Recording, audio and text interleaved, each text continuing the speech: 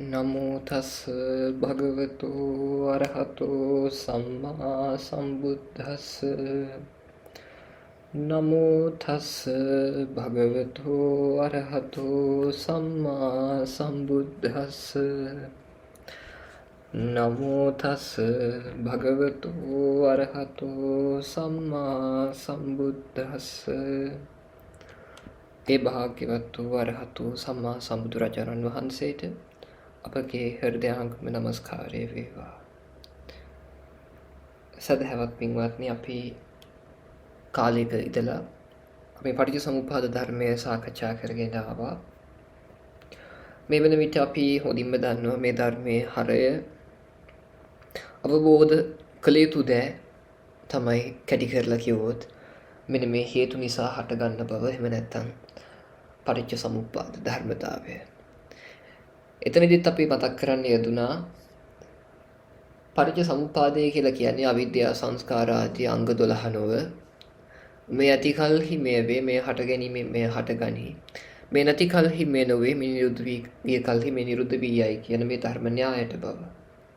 ඒ වගේම මේ න්‍යාය විදහාපාන ධර්මතා විදියටයි අවිද්‍යා සංඛාර විඥාන නාම රූප ආදී සූත්‍රගත ධර්මයන්හි හඳුන්වලා දීලා තියෙන්නේ කියලා.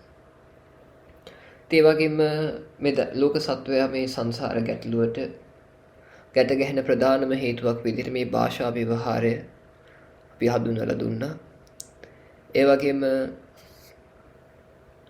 මේ පටිච්චසමුප්පාද ධර්මය අවබෝධ කර ගැනීමෙන් මේ භාෂා ව්‍යවහාරයට වෙලා තියෙන මේ ඇලිලා යාමත්, මේ අපේ අත්දැකීම් දේවල් කරලා ගන්න ගතියත් මේ දෙකේම නිදහස් වෙන්න පුළුවන් බවත් මතක් කළා. දැන් අපි අද කටුකුරුන්දේ ඥානානන්ද මහා ස්වාමීන් වහන්සේගේ 7 වෙනි පටිච්චසමුප්පාද දේශනාවට කරන අවසාන, එහෙම නැත්නම් 3 වෙනි විචාරක දේශනාව හැම දිනෙකම මනාව ශ්‍රවණය කරන්න, ඒ නුවණින් මෙනෙහි කරන්න, ඒ අනුව ක්‍රියාවට නංවන්න. විශේෂයෙන්ම ඒ කටුකුරුන්දේ ඥානානන්ද මහා ස්වාමීන් වහන්සේට අපගේ নমස්කාරය වේවා.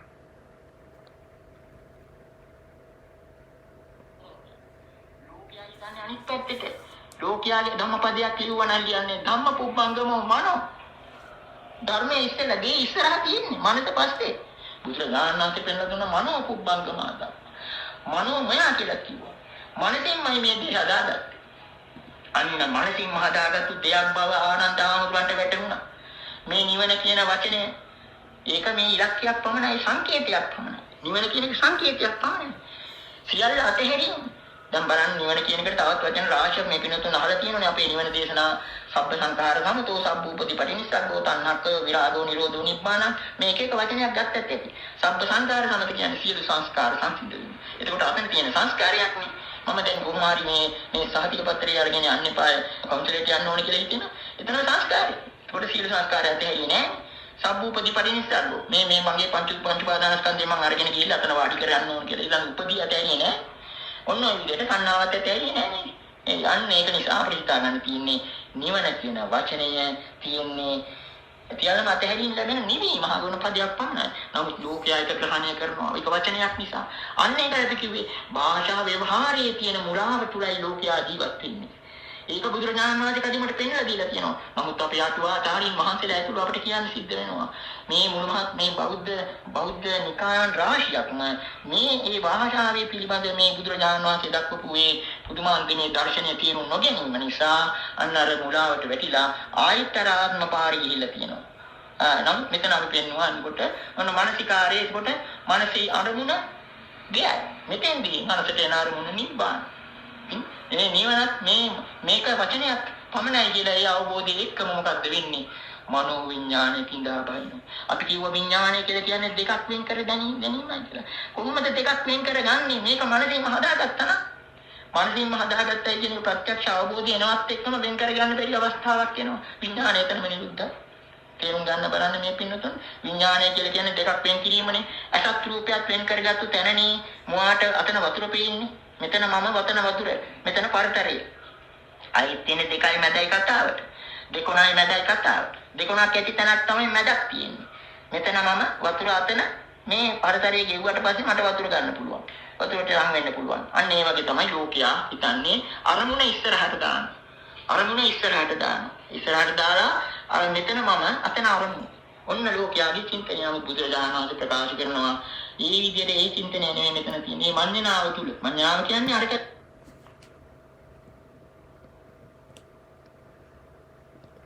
මෙතනදී අපිට පැහැදිලි කරන්න හම්බුණා දෙපැත්තක් නැති බවම.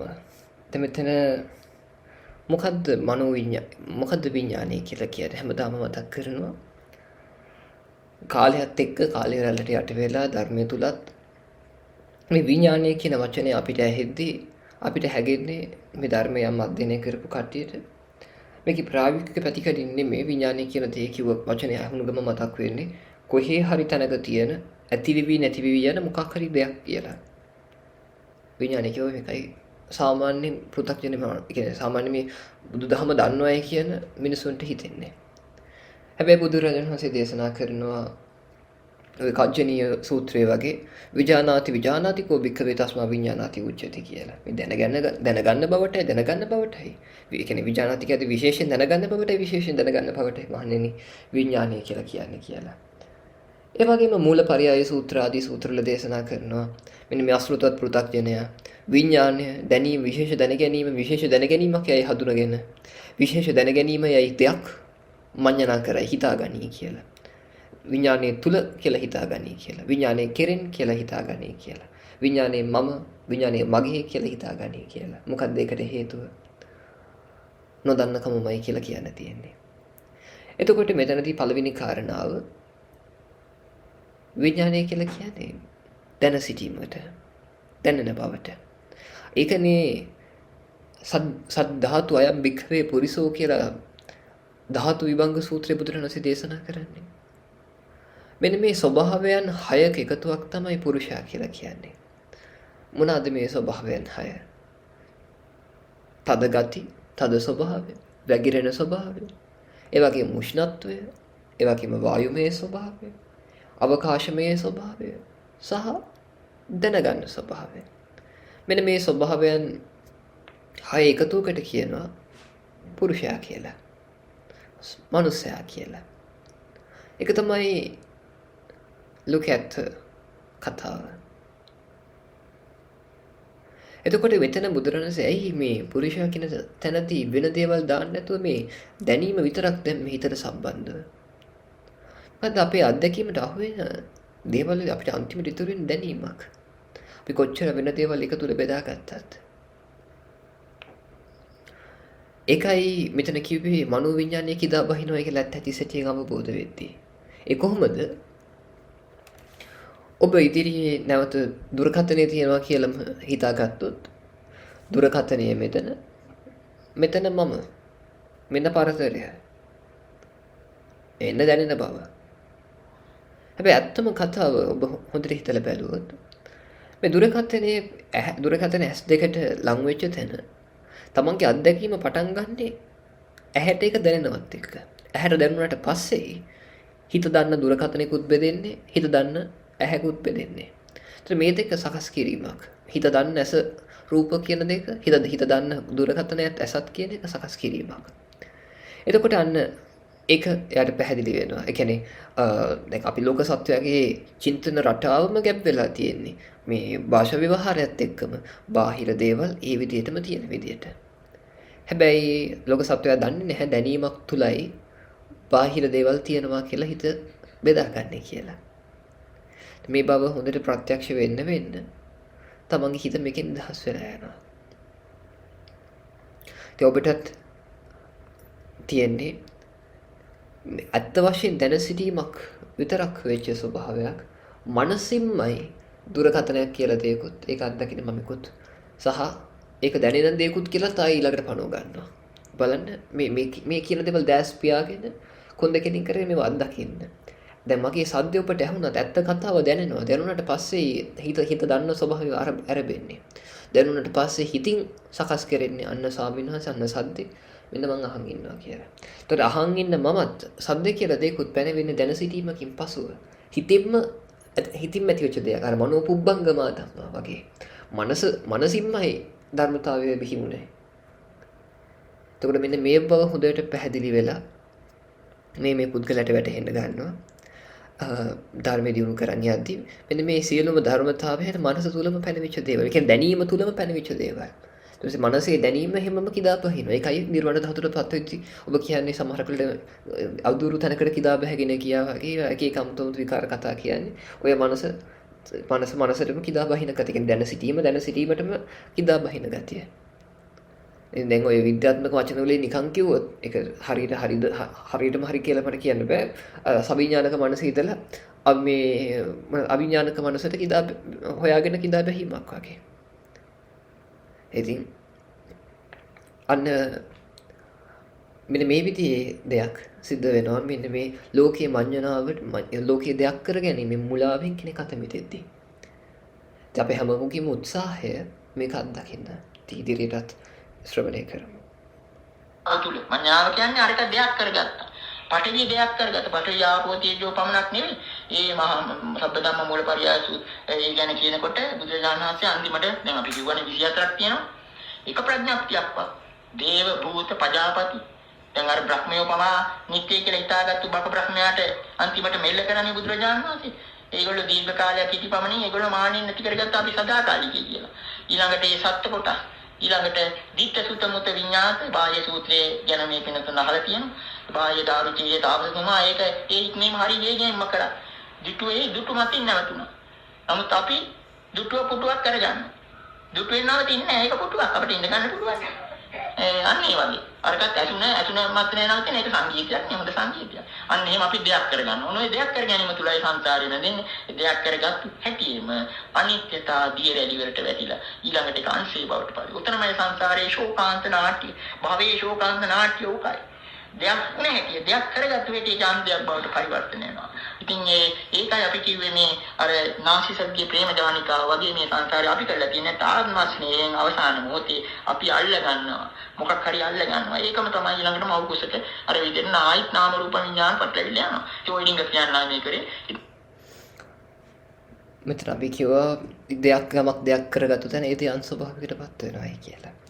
ඔබේ හිත කවදාවත් දැන් ඔබ හිතලා බලන්න මෙතන විවාහක උදවිය ඉන්නවා නම් ඔබ විවාහ වෙච්ච ස්වාමියාව හෝ භාර්යාව ඔබ කවදාකවත් දැකලා තිබෙන්නේ නැත්නම් ඔබට මුණ ගැහුනේ නැත්නම් ඔබට අහන්නවත් ලැබුණේ නැත්නම් ඔබ අද ඔහු සමග ඇය සමග විවාහ වෙලා ඉන්නවද නැහැ. මම සරලම විදියකට කියන්නේ ඊළඟට ඉතින් ඊට පස්සේ ඔබට එහෙම දකින්න අහන්න හම්බුනේ නැත්නම් ඔහු හෝ ඇය වෙනස් වෙද්දී ඔබට දුක හිතෙනවද? ඒක සිද්ධ වෙන්නේ නැහැ. එතකොට මේ අන්න ඒක ඔබ ගලපගත්තේ යම්සේද අපේ හිත දේවල් ඇතයි කියලා ගත්තු තැනයි ඒ දේවල් වෙනස් වෙන්නේ. දැන් ඔබ ඉදිරියේ තියෙනවා දර ගොඩක්. හිතමු ගෙදර තියෙනවා විසි කරන්න දිරච්ච දර කෑලි වගේක්. එතකොට මෙන්න මේ දර කෑලි ගැන ඔබ හිතන්නේවත් නැහැ. මේක අලුත් පිටින්ම කොහොම කපපු ගමන් තියනවා වෙන්න පුළුවන් මුල් කාලේ ඔබ ඒක දෙයක් කරගන්නේ නැහැ. ඒක නිකන් දැක්කේ නැහැ වගේ. ඒක පෙනීගෙන යන එක දෙයක් වෙන්නේ නැහැ මනසට.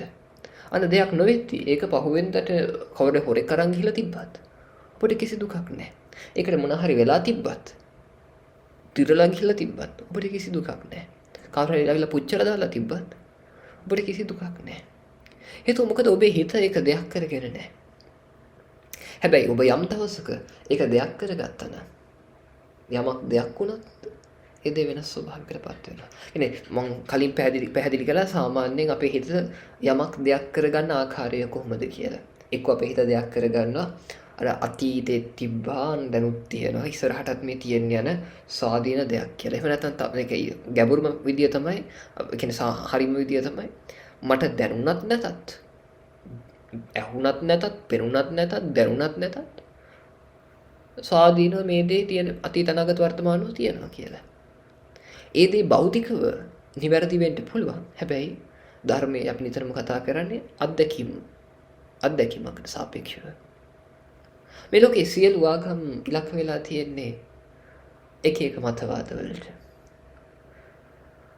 මේ ලෝකයේ කිසිම මගේ අදහස නම් මේ ලෝකේ කිසිම ආගම් කියන කිසිම ආගමක් නිවැරදි දෙයක් නෙමෙයි. ඔක්කොම මිනිස්සුන්ගේ ඔළුවේ තියෙන සංකල්ප. හිතලු. මොකද මේ ලෝකේ ආගමක් කියලා ගත්තොත් ගන්න වෙන්නේ ඇත්තම කිව්වොත් එක දෙයයි තියෙන්න පුළුවන්. මොකද ජීවිතේ ලෝකයේ සත්‍යය කියලා කිව්වොත් සත්‍යයන් ලෝකේ එකට වඩා තියෙන්න බෑ. හැබැයි මේ ලෝකේ මේ හිතින් හදාගත්තු දේවල් තමන්ගේ මනෝ මත මේ ලෝකේ ඕන තරම් තියෙන්න පුළුවන්. දහස් ගාණක්, ලක්ෂ ගාණක්, කෝටි ගාණක් තියෙන්න පුළුවන්. හැබැයි සත්‍යයන් තියෙන්න පුළුවන් ඇත්තම ආගමක් වෙන්න පුළුවන් එකකට විතරයි. අන්න මේ වගේ මේ ලෝකේ සත්‍යයක් තියෙනවා නම් ඒ උත්තරීතරම සත්‍යය චතුරාර්ය සත්‍ය බුදුරණසේ පෙන්නලා තියෙනවා. ඒක දුකයි කියන එක ඒකත් එසේ වේවා උන්වහන්සේගේ තව ප්‍රධානම ඉගැන්වීම මේ දුක නැති කරන මාර්ගයේදී 100% අවදිමත් භාවය. මේ ජීවිතයේ අත්දැකීමට ඉඩ දෙන එක. ජීවිතේ නිවැරදි ආකාරව විදින එක. මොකද Tamanට ජීවිතේ විදින තියෙන මේ තප්පරේ. මෙතන මේ තප්පරේ තුල. ඔබ මේ ජීවිතේ මෙතන මේ තප්පරේ තුල විඳින්නේ නැත්තම් ඔබට කවදාවත් ජීවිතේ විඳින්න හම්බෙන්නේ නැහැ. ඔබ අනාගතයේ ජීවිතේ විඳිනවා කියලා හිතන්න පුළුවන්. අනාගතය වෙනුවෙන් ඔබ ප්‍රාර්ථනා කරනවා වෙන්න පුළුවන්. හැබැයි ඒ අනාගතයේ දවසක ඔබ ළඟට ආවත් ඔබේ හිත ඒ දවසෙත් තවත් අනාගතයට ගිහිල්ලා තියෙවි. තවත් අනාගතය ගැන හීනමම්මව ඉදීවි. තවත් අනාගතය ගැන බලාපොරොත්තු තියාගනීවි. ඒ ගැන දුක් වෙවි හිතීවි. ඔබේ මුළු ජීවිතේම ගෙවිලා යාවි දුක් වෙන්නයි බලාපොරොත්තු වලටයි. ඔබ කවදාවත් ජීවිතේ ජීවත් වෙලා නැහැ. හරිනම් බලාපොරොත්තු තියාගන්න ඕනේ පින්වත්නි මැරිච්ච මිනිස්සු. මොකටද? ජීවත් වෙන්න. මේ ලෝකේ බලාපොරොත්තු ජීවත් වෙන එක. එහෙනම් අපිට ජීවිතේ විදියට විඳින්න හීන ලෝකවල තනි වෙන්නේ නැතුව.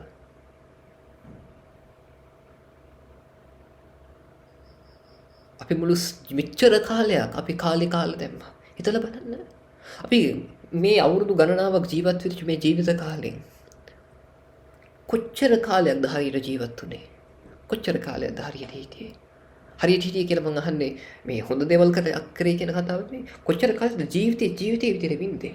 මොකද ජීවිතේ විඳින්න තියෙන මේ තප්පරේ මේ මොහොත තුල මේ මොහොතේ දැනෙන දේ විදියට ඒ කියන්නේ දැනෙන ස්වභාවය විදියට අත්දැක්කේ. පෙනෙන ස්වභාවය මේ මොහොතේ ඒක උපරිමෙන් අත්දැක්කේ. මේ අතීතයෙන් අනාගතයෙන් වෙන් වෙලා හිටියේ කවදද? ඔබට ප්‍රඥාව අඩු කෙනෙක් නම් කියයි අපි නම් ඉතින් කොහොමද මේ මොහොතේ තමයි හිටියේ කියලා.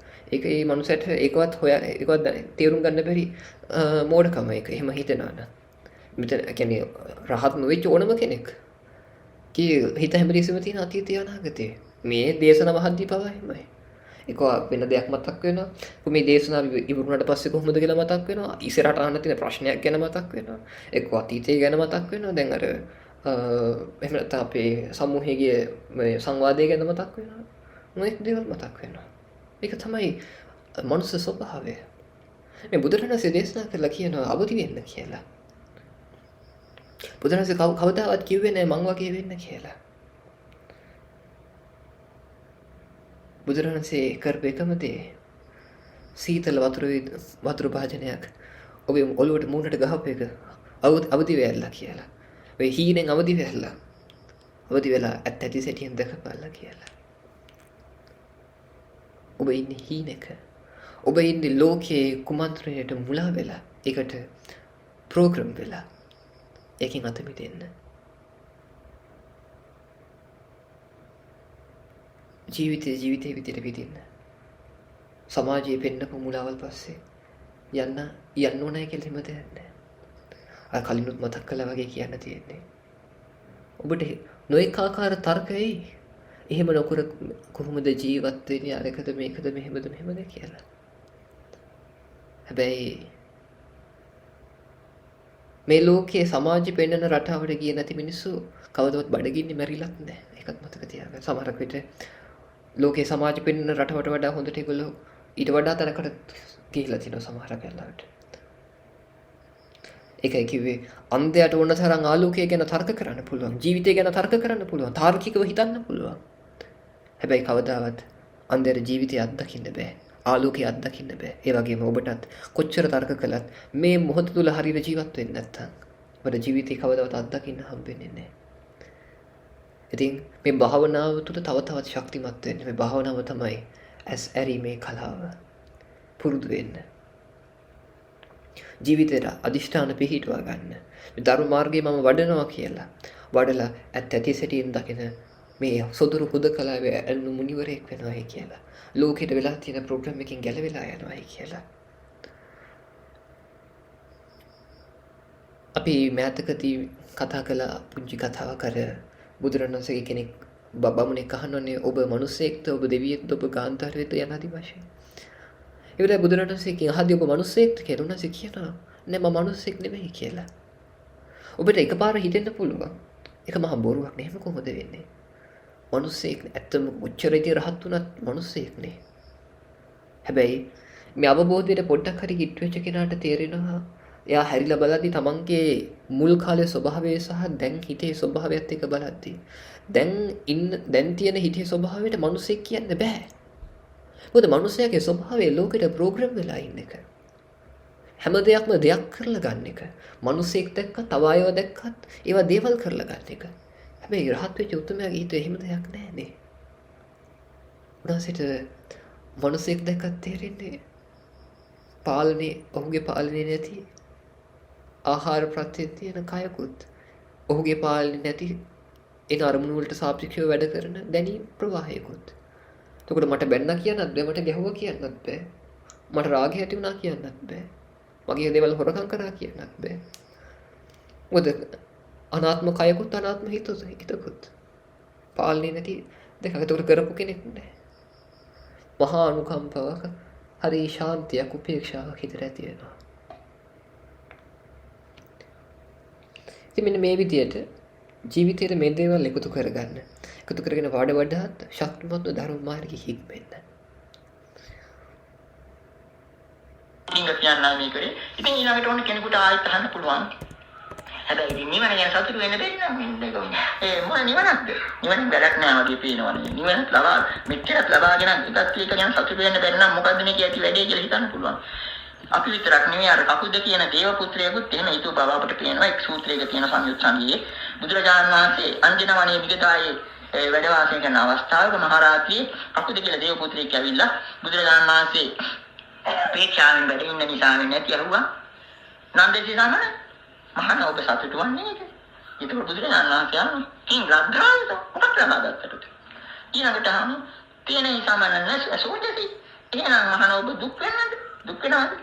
කිං ජීවිතාංශ මොකද නැතිවෙන්නේ? තේනේ සමන නේවනන්ද සින සෝජති. එහෙනම් මහාන ඔබ සතුටු වෙන්නෙත් නෑ දුක් වෙන්නෙත් නෑ. එහෙමයි කියලා කිව්වා. ඔන්න ඊළාට ගාථා පෙළක් ඒකම යනවා. අර දේවතාව අහනවා බුදුරජාණන් වහන්සේගෙන් අහනවා ඔබ මේ සිටින්නේ මේ සසර ගැන මේ පරිද්ද ගැන කලකිරීම අරතියකින්ද මෙහෙම ඉන්නේ සතුටක්වත් දුකක්වත් නැතුව. එතකොට බුදුරජාණන් වහන්සේ කියන හොඳ වටිනා ගාථා ප්‍රකාශ කරනවා. අභිජාතස්ස වේනන්දි නන්දි ජාතස්ස වේයනං අනන්දින් අනිගෝ බික්ඛෝ එවං ඥානායි ආවුසෝ. අභිජාතස්ස වේනන්දි දුකටපත් වූ කෙනාටයි සතුටින් වැඩක් ඇත්තේ. සතුටටපත් වූ කෙනාටයි දුක තියෙන්නේ. නමුත් භික්ෂුව නන්දි අග කියන දුක සතුට දෙකෙන්ම නිදහස් වුණු උපේක්ෂාසුයි. ඒක නිසා තමයි මේ පිණිතුගති උත්හාර කියනවා නිවන අවේදිත සුඛයක් කියලා. කියන මොකද වේදනා තුනම බුදුරජාණන් වහන්සේ දක්වන එක දුකක් හැටියට. ඒක නිසා දැන් ඊටින්ගෙන් අනිත් හරිය හිතා ගන්න. ඒකට මේ නිවන කියන කාට වගේ අල්ල ගන්න දෙයක් නෙවෙයි. නමුත් ඒක ඉලක්කයක් හැටියට. ඉලක්කය මේක අල්ලගන්න ඉලක්කයක් නෙවෙයි. ඒක සඳහා වීර දැරීම තුලින් අන්තිම අවස්ථාවේ උඩු යටු කිරුවීමක් වගේ වෙනවා. උඩු යටු කිරුවීමක් වගේ වෙනවා. අවසාන අවබෝධය. ඒකට කියනවා දැන් ඒක නිසා තමයි අනාගාමී පුද්ගලයන් සඳුන්වන්නේ ධම්ම රාග ධම්ම නන්දි කියන එක තියෙනවා. ඒ නිවන කියන එක තමයි හිතේ බලපෑම. නමුත් ඒකට ඇල්මක් තියෙනවා. ඒක නිසා තමයි සියලු දුක් කෙලවර නොකර ඊළඟට සුද්ධාවාස වල උත්පත්තිය ලබන්නේ. තේනේව ධම්මරාගයෙන් කාය ධම්මනන්දිය. මේ ධම්මරාග ධම්මනන්දි කියන එක අන්තිමට අතහරින්න. මොකද බුදුරජාණන් වහන්සේ ප්‍රකාශ කළා තියෙනවා ආජානන්තේ ධම්මාපි. දැන් මේ සින්නතුන් සමයකට උත්තරයක් ඇති. මේ ධර්මය උපමා කරලා තියෙන්නේ නික්තරණත්ථය නෝඝානත්ථය පෞරකට උපමා කරලා තියෙනවා ඊතර වීම සඳහා නිසා ග්‍රහණය කිරීම සඳහා නෙවෙයි ඒ වගේම ප්‍රකාශ කරලා තියෙනවා ආජානන්තයයි තේහි වික්කවේ ධම්මාපිවෝ පහතබ්බා පගේව ධම්මා ධර්මය හරියට තේරුම් ගත්තා නම් ධර්මයට අතරින් ඕන අධර්මයේ පමණක් නෙවෙයි අන්න ඒකෝට ධර්මයට අදද්දය තමයි නිබ්බාන කියන්නේ ඒකත් යම් වෙලාවකට අතහරින්න සිද්ධ වෙනවා මොකද මේකේ ප්‍රායෝගික අර්ථයක් සඳහා විතරයි මේ භාෂාව පාවිච්චි කරන්නේ. ග්‍රහණය කිරීමට සඳහා නෙවෙයි. අන්න ඒක ග්‍රහණය කර හැටි එතන අමාරුවට වැටෙනවා. ඔන්න ඔය ටිකයි ඒකට බුදුරජාණන් වහන්සේ පෙන්වන්න කරන්නේ. ඉතින් අපි මේ ලෝක සිතමාවලින් කියව කතන්දරේ මෙතනදී මූලික මතක් කිරීම නිවන කියලා ලබා ගන්න දෙයක් නැහැ. නිවන කියන්නේම හිතේ සියලු සකස් කර ගැනීම වල සංසිඳී යාමට. හිත දේවල් කරගත පංචස්කන්ධය අතහැර දැමීමට. කිසිම දෙයකට ආසාවක් නැතිකමට විරාගී බවට පවතිනවා කියන මේ ලෝකයේ ඇත්ත වශයෙන් තියෙන ලෝකයක මම ඉන්නවා කියන මේ පැවැත්ම පිළිබඳ හැඟීමේ නැවැත්මට පහනක් නෙවුණා වගේ නිවි යාමට හිතේ. එතකොට මේ ලබා ගන්න කියලා පස්සෙන් එලවන්න කියලා දෙයක් ගැන මේ කතා වෙන්නේ. ඊළඟට නිවන ගැන කතා කරද්දී මේක අවේදිත සුඛයක් කියලාත් කියුණා. එතකොට මේ නිවනේදී මෙතන සැපකුත් නෙමෙයි තියෙන්නේ දුකකුත් නෙමෙයි තියෙන්නේ සැප දුක් රහිත වේදනාවකුත් නෙමෙයි තියෙන්නේ. සාමාන්‍යයෙන් ඔබ දැන් මේ දේශනාව අහද්දී සැප දුක් රහිත වේදනාවක් තියෙන්නේ. ඒ සැප දුක් රහිත වේදනාවේ ස්වභාවය තමයි සැප දුක් රහිත වේදනාව තුල බව සැප කියන්නේ සැප දුක් රහිත බවක් ඒ කියන්නේ මේ උපේක්ෂා බවක් තියෙනවා. ඒ කියන්නේ ඒක මට දැනෙනවා. මම පවතිනවා කියන්නේ මම ඒක විඳිනවා මම ජීවත් වෙනවා කියන හැඟීම එකේ ගෑවිලා තියෙනවා. හැබැයි උපේක්ෂා සහගත වේදනාවත් අරකිදි ගෑවෙන්නේ නැහැ. කියන්නේ දැනීමක් තුල හිතයි උපේක්ෂාව කියලා දෙයක් සහායකවත් විදිහට මම බෙදාගත්තේ. එතකොට තප්පරෙන් තප්පරේ දැන සිටීමක් විදිහට මේ අවබෝධයෙන් ඉන්නවා. කෙනෙක් ජීවිතවලට ඇවිල්ලා පයින්නත් පුළුවන්. හොඳ කියන්නත් පුළුවන්. ඕන දෙයක් වෙනස් වෙන්නත් පුළුවන්.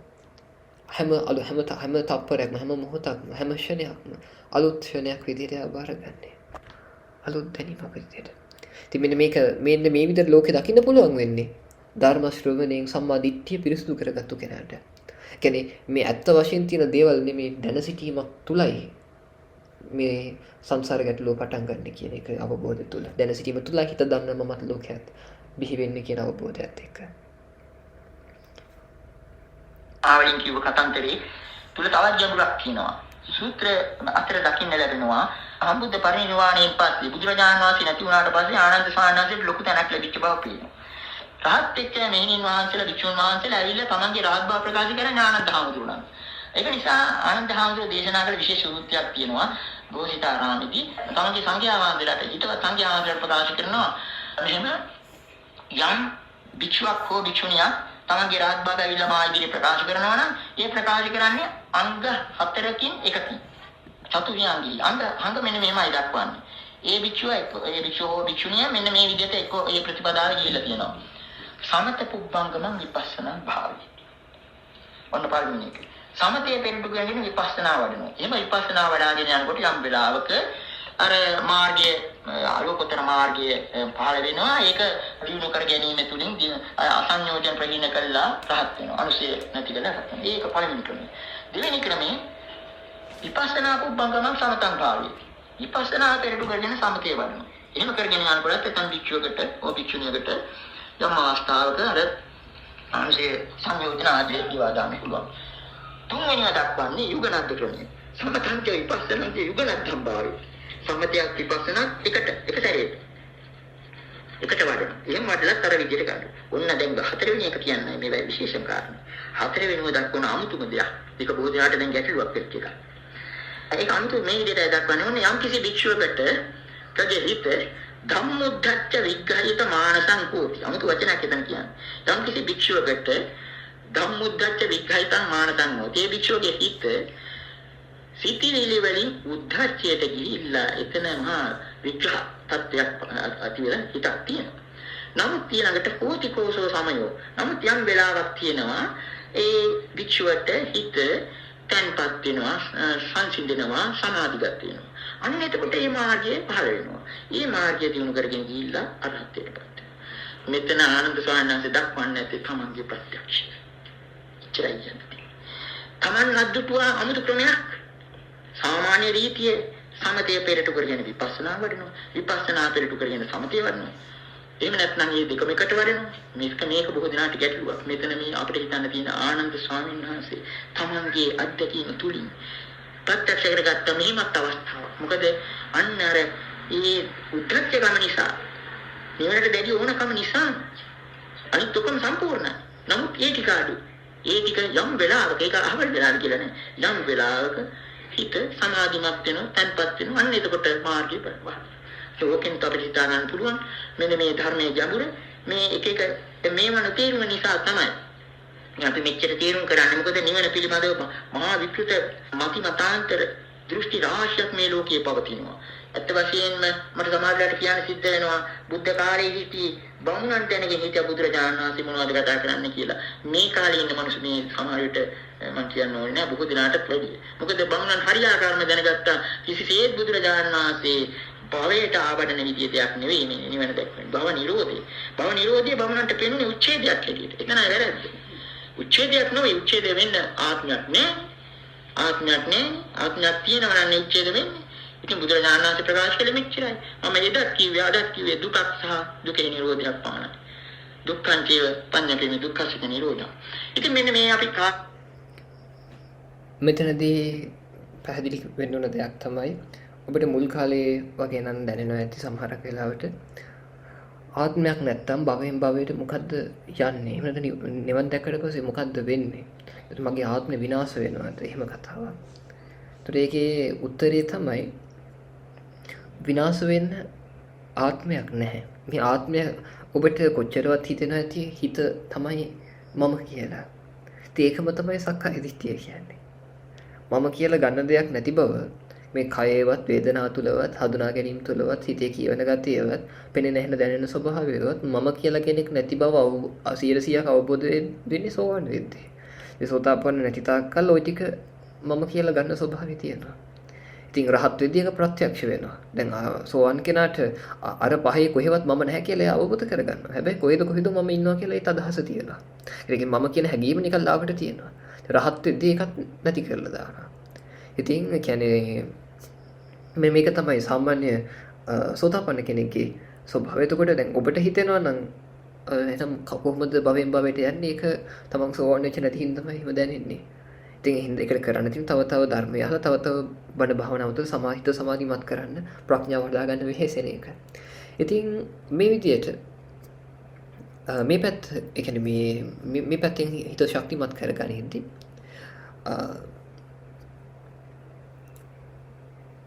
මෙතන ස්වාමීන් වහන්සේ මතක් කළා ඒ කාලේ බමුණු දැනන් හිටියා බුදුහාමුදුරුවෝ මොකද්ද දේශනා කරන්නේ කියලා. මොකද බුදුරණසේ දේශනා කරන්නේ මේ කියන්නේ භවයට ආවඩන දෙයක් නෙමෙයි කියලා. සමහර දැන් කාලේ සමහර අදහස් තියෙනවා කියන්නේ එක්කෝ භවයෙන් භවයට යනවා කියලා. හෝ එහෙම නැත්නම් ඊළඟට මේ කියන්නේ නිවන කියන්නේ යම් යන ඒ කියන්නේ ඉරක් හදක් නැති වේදනාව මුකුත් නැති 아무තු තැනක් විදියට.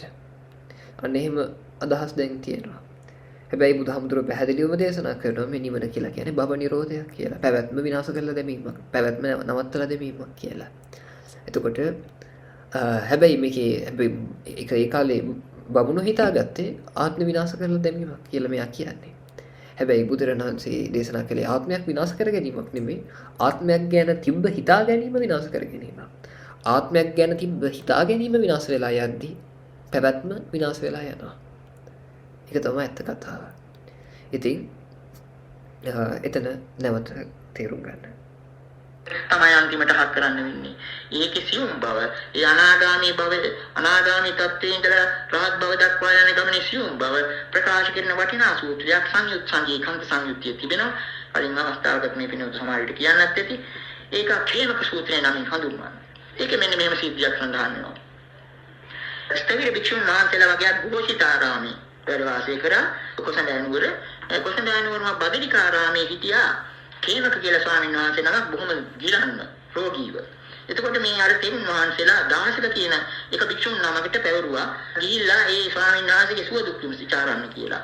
ඔන්න දාසක භික්ෂුන් වහන්සේ ගිහිල්ලා වුණාම කියනවා ඒ කේමක ස්වාමීන් වහන්සේ මට ඉතාමත්ම අමාරුයි බොහොම රෝගී ගිලන්ව ඉන්නේ කියලා වේදනාව බහුලයි කියලා ප්‍රකාශ කළා. ඔන්න දාසක ස්වාමීන් වහන්සේ ඇවිල්ලා අස්තවිර භික්ෂුන් වහන්සේලාට අරම කිව්වාම ඒ ස්තවිර භික්ෂුන් වහන්සේලා කියනවා ආයිත් අර දාසක භික්ෂුවට ගිහිල්ලා මෙන්න මේ මහන් එවත්නි මේ රූප වේදනා සංඥා සංකාර විඥාන කියන පංච උපාදානස්කන්ධයක් තියෙනවා. මේවා පිළිබඳව ඔබ එකක් පිළිබඳවත් ඔබ මේ මගේ මේ මම වෙමි කියලා ආදි වශයෙන් දකින්නවද? ඔන්න ඉතින් දාසක භික්ෂුව ගිහිල්ලා ඒ ප්‍රශ්නය අහුවා. එතකොට අර හේමක සායනාංශ කියනවා මම ඒක ස්කන්ධයක්වත් මගේ ආත්මය හැටියට දකින්නේ නැහැ. නමුත් මම රහත් වෙලත් නැහැ. ඔන්න එතකොට අයික ඇවිල්ලා දාසක භික්ෂුව ඇවිල්ලා කිව්වම අර තෙරුන් වහන්සේලාට ඒගොල්ලන්ට තේරුම් ගන්න බෑ. මොකද මේ එහෙනම් රහත් වෙන්න එපා. නමුත් ඔන්න ඔය විදිහට කීපවරක්ම අර දායක භික්ෂුව ඇව්වා අපි. යව්වා. ඔය ප්‍රශ්න අහන්න. අපි කෙටි කරලා කිව්වොත් මෙහෙම කියන්න තියෙන්නේ. ඔන්න ඊළඟට අහන අරිනවා. අහුවාම මේ හේමක ස්වාමීන් වහන්සේ කියනවා මම එක ස්කන්ධයක්වත් ආත්මය හැටියට දකින්නේ නැහැ. නමුත් මා තුල තියෙන ඊ타නත්ම සියුම් අස්මි කියන මානයක්. ඒක මේ ආවල්ලිකය කියලා කියන්න බෑ.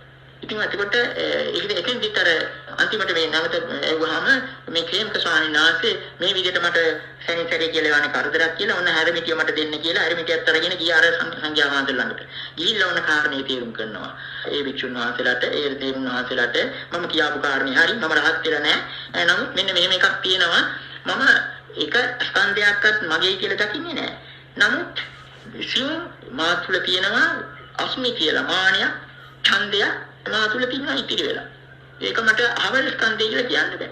ඒකට යහනවා මේක රූපය පිළිබඳව දාස්මි වෙන්නේ ඒකත් නැහැ. ඔන්න ඊළඟට ඒකට උපමාවයි මෙතන වැදගත් තියෙන්නේ. උන්වහන්සේ ප්‍රකාශ කරන උපමාවක් ප්‍රකාශ කරනවා. එවැනි හරියට ඒක දැන් ඔන්න සුදු නෙළුම් මලක හෝ රතු නෙළුම් මලක හෝ මහ නෙළුම් මලක හෝ සුවඳ තියෙනවා. සුවඳ තියෙන බව කාරණේ කවුරුත් දන්නවා.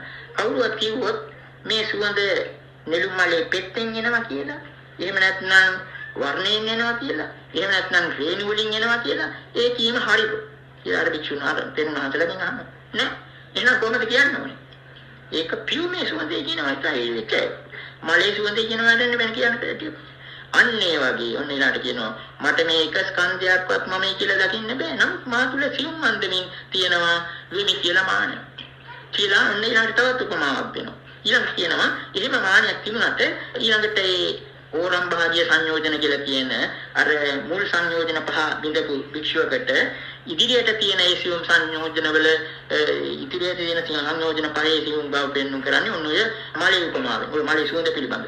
එහෙම කියලා ප්‍රකාශ කරන යම් අවස්ථාවක ඒ අනාගාමී භික්ෂුව නැවතත් අර පංච පාදානස්කන්ධේ ඇතීම් නැතීම් සැලකනකොට යම් වෙලාවක් එනවා අර කියාපු අර අස්මි කියන ටිකත් ගෙවිලා යනවා කියලා ඔන්න ඊළඟට ඒකට උපමාවක් දෙනවා. දැන් ඔන්න යම් කෙනෙකුට තියෙනවා කිලිටි වස්ත්‍රයක්. ඒක රදවුන්ට දෙනවා හොදන්න. රදවුන් මේක හොදනවා යම් කිසි ඒ කාලේ තිබුණු සබන් වගේ දෙයක් ගොමක් මිශ්‍ර සමහර ලුණු ආදීන් යමුතු වචනයක් ඉලක්ක කරනවා. ඒ වගේ ඒවා යොදලා වස්ත්‍රය පිරිසිදු කරලා ගිනවා. වස්ත්‍රය පිරිසිදු නම් අර ඒවා වස්ත්‍රය හොදන්න ගත්තු ද්‍රව්‍ය වල සුවඳ ටිකක් ඉතුරු වෙලා තියෙනවා. නමුත් වස්ත්‍රයේ අයිතිකාර ස්වාමීවරු මොකද කරන්නේ සුවඳ කණ්ඩුවක ඒ වස්ත්‍රය තැන්පත් කරලා තිබ්බට පස්සේ ටිකකට පස්සේ අර හොදපු ද්‍රව්‍ය වල තියෙන ඒ අමුතු ගඳක් නැති වෙලා යනවා. අන්න ඒ වගේ යම් වෙලාවක අර අස්මි කියන එකත් අර පංච උපාදානස්කන්ධය පිළිබඳ නැවත බැලීම තුළින් ඒකත් ගෙවිලා ගිහිල්ලා ඒ මානිනුත් මිදිලා රහත් බවට පත් වෙනවා කියලා ප්‍රකාශ කළා. මේ සූත්‍රයේ විශේෂත්වය තියෙන්නේ මේ විවරණය දීලා ඉවර වෙනකොට ඒ අහන් හිටි 69 රහත් උනායි. ඒක ප්‍රකාශ කළ කේමක ස්වාමීන් වහන්සේ තරම් දේශනා කළ ඒ විවරණය තුල හිත ඇරලා අර කියාපු අස්මිමානය කරලා රහත් වුණා කියලා සඳහන්. ඔන්න විදේශියුම් දෙයක් එතන තියෙන්නේ මේ නිවන පිළිබඳ කතාන්තරේ. දෙනොත් මේ පින්නතුන් සලක ගන්න බලන්න මෙතන පොඩ්ඩක් මතක් හිතලා බලන්න කොහොමද මේ දෙයින් ඒ ස්වාමීන් වහන්සේලා රහත් උනේ? උන්වහන්සේලා රහත් වෙන්න පුළුවන් නම් ඇයි අපිට එකෙන් මේව නිකන් අහලා එක ඔළුවට අපිට මුකුත් දෙන්නේ නැත්තේ? හැබැයි මම ඔබට කියනවා මේ ධර්මය කියලා කියන්නේ මේ ධර්මයේ ස්වකහාතයි මනාව දේශනා කරන ලද දෙයක්. ඒ වගේම යම් දෙයක් මනාව දේශනා කරලා තියෙනවද? ඒක ඒකාන්තයෙන්ම සම්දිට්ඨිකයි. දුටු තැනදී ප්‍රතිඵල හම්බ වෙනවා. ඔබ විභාග ලියලා උත්තර පත්තරේනකම් බලන් ඉන්නවා කිරීමේ මේ ධර්ම විභාග ලියන්නේ කොයි වෙලාවෙද? එතනම උත්තර පත්‍රේ හම්බ වෙනවා. අන්න ඒ වගේ මේක මරණින් පස්සේ විපාක හම්බෙන ධර්මයක් නෙමෙයි. අවබෝධ වෙච්ච තැනින් විපාක හම්බෙන දෙයක්. ඒ වගේම මේ ධර්මය ඒ හින්දාම අකාලිකයි.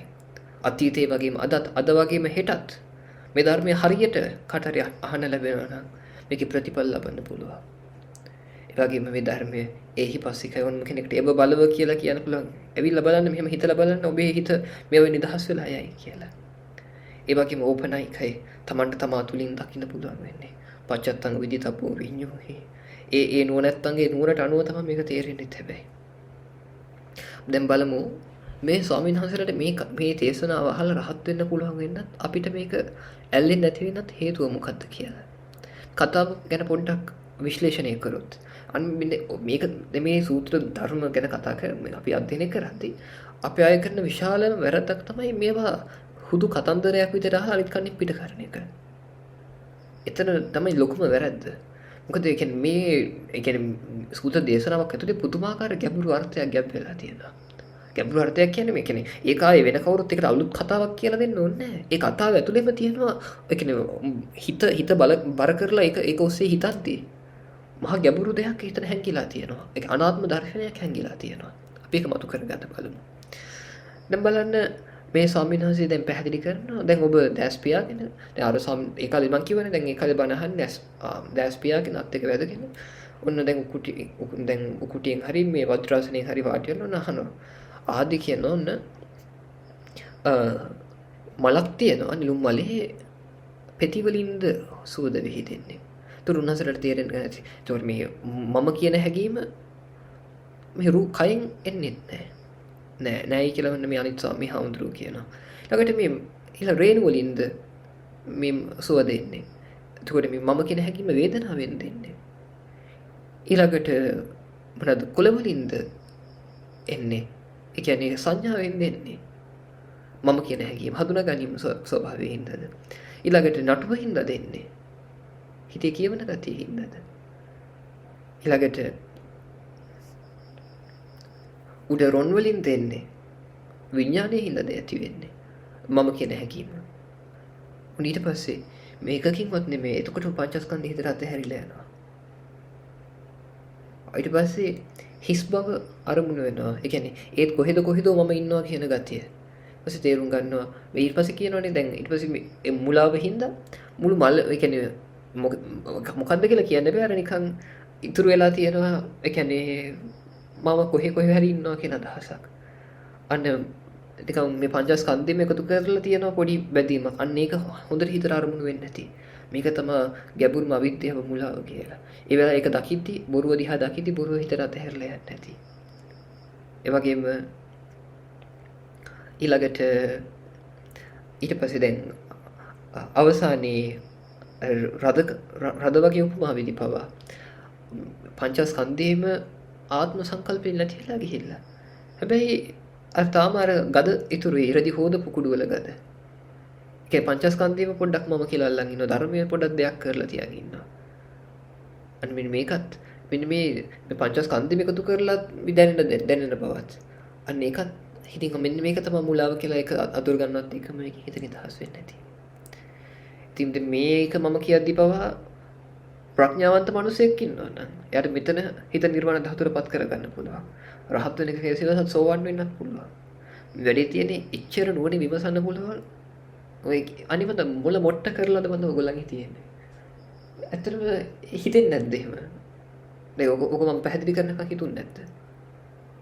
මොකද එහෙම හිතන්න පුරුදු වෙන්න. යමක් කියවම මේක පොඩ්ඩක් විශ්ලේෂණය කරලා හිතන්න. මේ කඩෙන් අහලා මේ කඩෙන් පිට කරන්න එපා කතා අහන විදියට ආච්චිලා සියලාගේ. එතකොට තමන් දෙයක් ඇහුවොත් ඒ දේ හොඳට හිතලා බලන්න. ඊළඟට ඒක ඔබේ දිනදා ජීවිතේට බොහොම ප්‍රයෝජනවත් වෙයි. එහෙම මිනිස්සේ කියන දෙයක් හොඳට විශ්ලේෂණය කරන්න පටන් ගත්තට පස්සේ ඒ හැකියාව දිනු කරගත්තට පස්සේ මිනිස්සෙක් හැරෙද්දි කියන්න පුළුවන් මේක මොකාට දෙන්න යන්නේ කියලා. කියන්නේ මෙයා මේක කියන්නේ මොකද්ද? මේ කීමේ යටි අරමුණ මොකද්ද? කපටිකමකටද කියන්නේ? හැමදේම විශ්ලේෂණය වෙනවා. එයා කියන වචනයක් වැරදිද්දි වාක්‍යයේ කියන ටෝන් එක වෙනස් වෙද්දි තමන්ට තේරෙනවා මොකද්ද මොන අදහසින්ද මෙයා කියන්නේ කියලා. ඉතින් අන්න ඒ තරමට හිත දියුණු වෙන්නේ ඒ කියන්නේ හොඳට ඇහුම්කන් දෙන්න. ඇහුම්කන් දෙන්නදී හොඳට විශ්ලේෂණය කරන්න ඕනේ. අන්න එහෙම සිද්ධ කරද්දී හරියට තේරෙන පටන් ගන්නවා. අන්න ඒකම තමයි ධර්මයට වෙලා තියෙන්නේ. ඒත් ඔබ පොඩි කාලේ ඉඳලා ධර්මය අහලා මේ රූපය කය නිත්‍යද අනිත්‍යද කියලා කොහොමද ආයි හිතන්නේවත් නැහැ. එක තප්පරයක් හිතන්නේ අනිත්‍යයි කියලා කියනවා කියන්නේ. කවදාවත් ඒක නුවණින් විමසිලා නැහැ. අන්න එහෙම වෙන්න එපා. ඒතකොට මේ දේවල් නුවණින් විමසන්න හදවතින් දකින්න තමයි මේක ගැළවිලා යන්නේ. මොකද මේකේ ප්‍රතිපදාව කොහොමද කියන්නේ බුදුරණන් වහන්සේ? රූපස්මින් පිනිබ්බින්දති වේදනාවේ පිනිබ්බින්දති සංඥාවේ පිනිබ්බින්දති සංඛාරේසු පිනිබ්බින්දති විඥානයේ පිනිබ්බින්දති. රූපය කෙරෙහි තව බෝධයෙන් කලකිරේ, වේදනාව කෙරෙහි තව බෝධයෙන් කලකිරේ, සංඥාව කෙරෙහි තව බෝධයෙන් කලකිරේ, හිතේ කියවන ගතියවත් සංස්කාර කෙරෙහි අවබෝධයෙන් කලකිරේ. පෙනෙන හැර දැනෙන හිතෙන ස්වභාවය නැමැති මේ දැනෙන බව කෙරෙහි තව බෝධයෙන් කලකිරේ. නිබ්බින්දං විරච්ඡති. අවබෝධයෙන් කලකිරේදී මේවට හිත නොඇලී යනවා. ඒක ඇත්තටම සිද්ධ වෙනවා. මේවා ගැන ඇත්ත ස්වභාවය තේරුම් ගන්න ටිකක් කල්ලියයි මාසයක් දෙකක් තුනක් හතරක් වුණත් යයි සමහරක් විට. මේවට පොඩි නොඇලී යන පටන් ගන්නවා ඉබේ. හිතලා නෙමෙයි ඇලෙන්නේ නැතුව ඉන්නේ. නිකන් එනවත් එක්කම හිත එක රිජෙක්ට් කරනවා. නිකන් ඉවත් කරනවා. ඒක හරි විරාගී බවක් සායෙම හේදිලා ගිය ගතියක්. අම්මා තාත්තා දුව පුතා දැක්කත් නිකන් සායෙම හේදිලා ගිය ගතියක් දැනෙන පටන් ගන්නවා. නිබ්බින්දං විරාජිත අවබෝධයෙන් කලකිරෙද්දී කරන වෙලිය යනවා. ඉබේ සිද්ධ වෙන්නේ බලෙන් නෙමෙයි අයින් කරන්නේ. ඉබේම එපා වෙනවා ඒගොල්ලන්ව. නිබ්බින්දං විරජති විරාගා විමුච්ඡති. නොඇලියති. ඒ වයින් හිත නිදහස් වෙලා යනවා. විමුක්තස්මින් විමුක්ති ඥානං හොති. නිදහස් වුණා කියලා දැනගන්න. කොහොමද? කීනාජා තිපදීම ෂය වුණා. වූසිතම් බ්‍රහ්මචර්යය බබසර වාසය සම්පූර්ණ කළා. කතං කරණීය කළ යුතු දේ සිද්ධ කළා. නාපරං ඉතතාති පජානාති. නැවත නම් මට නිවන් පිණිස කළ යුතු දෙයක් නැහැ කියලා. ඉතින් අනේ විදියට දැන් මේ කතාව තුළ පව අර බලන්න දැන් මේ මොහොතේ අත්දකින්න බලන්න. ඔන්න කියනවා මල් පෙත්තෙන් දුසුව දෙන්නේ. මේ කය හින්දාද මම මේක නැගීම තියෙන්නේ. මේ කය මමද? ඒකත් අතහැරුණා. මේ රේන් වලින්ද සුව දෙන්නේ. වේදනාවෙන්ද මම කියන හැඟීම ඒකත් අතහැරුණා. රොන් වලින්ද සුව දෙන්නේ. සංඥාවෙන්ද මම කියන හැඟීම ඇති උනේ. නටුවෙන්ද සුව දෙන්නේ. සංස්කාර වලින්ද මම කියන හැඟීම ඇති උනේ. කොළ වලින්ද සුව දෙන්නේ. විඥාණයෙන්ද මම කියන හැඟීම ඇති උනේ. පහම හිතට අතහැරිලා යනවා. එතකොට අතහැරලා යද්දි නිකන් මම කොහෙද ඉන්නවා කිව්ව ගතිය යන හිතට අරමුණු වෙන්න ගන්නවා. ඒ ස්වභාවය. ඒ කියන්නේ ශුන්‍යතාවය එහෙම නැත්නම් මේ හිතේ හිස් බව දෙයක් කරගත්තු බව. අනේකත් හොඳට අවබෝධ වෙනවා. අවබෝධ වෙනවත් එක ඒක දිහා බලන් ඉන්නවත් එක්කම මේකත් අනාත්ම බව. මේකත් ඒ කියන්නේ මේක ඇවිල්ලා රෙද්ද හොදලා සබන් කුඩු වල තියෙන ගද බව තේරුම් ගනිද්දී ඒකත් අතහැරෙද්දී හිත නිවනටපත් වෙනවා. ඒ ඔය හැම මාර්ගගත භාවනාවකම ඔය සංකල්පය තමයි මම ඉදිරිපත් කරන්නේ. ඉතින් ඒ කියන්නේ ඔය හැම සූත්‍ර දේශනාවක් ගැඹුරු විමසුවොත් ඔය වගේ සංකල්පයක්මයි තියෙන්නේ. ඒ වගේ සංකල්පයක් නුවණින් ගැඹුරු නුවණින් විමසිලා තමයි මේ මිනිස්සු ඒ කාලේ බණ අහනකම රහත් වෙන්නේ, මාර්ගඵල ලබන්නේ. ඔබට එහෙම කරන්න බැරි වෙලා තියෙන එකම හේතුව ඔබ විමසන්නේ. ඔබ කියන දේ කතාවක් අහනවා වගේ අහලා සාදු සාදු කියලා යනවා. එහෙම වෙන්න එපා. ඒ කියන දේ හොඳට ඒ කියන්නේ ඉතින් විමසන්න. ඒ කියන්නේ වචනයක් ගන්න. සමහරක් වෙලාවට මම හඩ උස් පහත් කරනවා. ඒ කරන්නේත් හේතුවක් ඇතුව. ඒකට ඒ දේවල් හොඳට විමසන්න. ඉතින් ඒ අනුව සිදු කරොත් මේකේ ප්‍රතිඵල ලබන්න පුළුවන් වෙයි. අර කියාපු අස්මිමානිය ටිකරලා රහත් වුණා කියලා තමයි. ඔන්න විදේශියුම් දෙයක් එතන තියෙන්නේ මේ නිවන පිළිබඳ කතාන්තරේ. දිනොත් මේ පින්නතුන් සලක ගන්න භාෂා ව්‍යවහාරය අපි උපකාර කර ගන්නවා. අපි බොහෝ විට කියන්නේ සාපේක්ෂක ප්‍රායෝගික කියන වචන දෙක යොදනවා. මධ්‍ය මෙදුම් පිළිවෙත. බුදුරජාණන් වහන්සේ යෙදූ මධ්‍යම පිළිවෙත තුල මේ ඔක්කොම අහක දාන්නෙත් නැහැ. ඒ අබදා ගන්නෙත් නැහැ. ඒ වෙනකොට එකකින් එකට උපකාර කරනවා. ඒකයි මේ මුළු මහත්